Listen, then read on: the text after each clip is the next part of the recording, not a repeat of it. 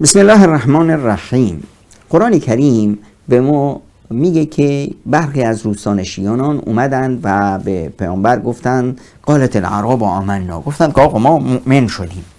خداوند متعال به پیامبرش میگه که نه، بهشون بگو که شما مؤمن نشدید، بگید که اسلمنا، ما مسلمان شدیم، ما تابع فرمان شدیم، دستور عمل شده، حالا ما تسلیمیم. ولما يدخل الایمان فی قلوبکم، هنوز ایمان داخل قلب‌های شما نشده. یعنی اینه که من ادعا بکنم که همینی که نماز میخونم و روزی میگیرم و نمیدونم احکام اسلام ظاهری رو انجام بدم من مؤمنم، نه عزیز من، تو تنها مسلمونی. ایمان وقتی که داخل قلبت شد، تمام حرکتت، تمام فعالیتت میشه رسیدن به رضایت الله متعال.